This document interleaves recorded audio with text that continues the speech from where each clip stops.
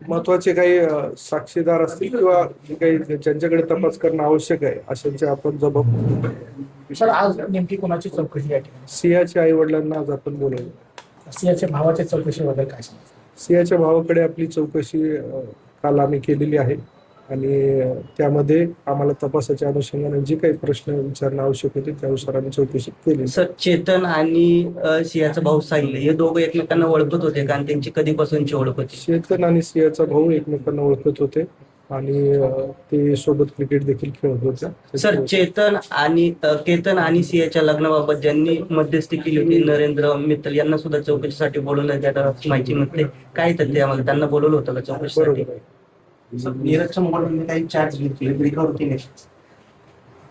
नीरजचा mobile जो आहे तो तपासाच्या अनुषंगाने तो जी प्रोसिजर आहे त्यानुसार त्याचा तपास. सर या प्रकरणामध्ये सिया आणि चेतनला सुद्धा लोहगडावरती घेऊन गेले असल्याची माहिती मिळते. खरंच त्यांना त्या ठिकाणी घेऊन गेले होते का रिक्रिएशनसाठी? तपासाच्या अनुषंगाने तपासी अधिकाऱ्याला जे काही गोष्ट महत्वाची वाटते त्यानुसार आपण त्या गोष्टी करत आहोत. तपासाला जे काही पूरक असेल त्या दिशेला आपण तपास करत आहोत. लग्नासाठी काय दबाव दबाव होता? असं काय समोर आलं?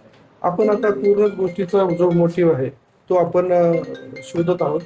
त्यानुसार आपण कारवाई करणार आहोत. याच्या भावाला एक तपासासाठी जवळ 8 ते 10 तास चौकशी चालू होती. आज पुन्हा खाली आई वडिलांचं काय कारण आहे पुन्हा काही गोष्टी आहेत तपासामध्ये आपल्याला सर्वांना एकत्र काही तपास आवश्यक आहे त्यानुसार आम्ही चौकशी करतो. काय म्हणतो पूर्ण माहिती विचारली आणि काय त्याचे नोट्स वगैरे काय आहेत म्हणजे काय महत्वाचा प्रश्न विचारला जाणार? आता तो तपासाचा भाग आहे. तो टीम्स बनवलेल्या आहेत. SP सरांनी याच्यासाठी स्पेशल टीम्स बनवलेल्या आहेत आणि प्रत्येकाला त्याचा टास्क वाटून दिला. आतापर्यंत किती जणांची चौकशी या प्रकरणामध्ये करण्यात आली?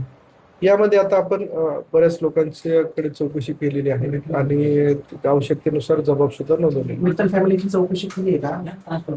मित्तल फॅमिली आहे त्यांनी लग्न जमवलं तुमची चौकशी केली आहे? हो, काय चौकशी काय तपासाचा भाग आहे.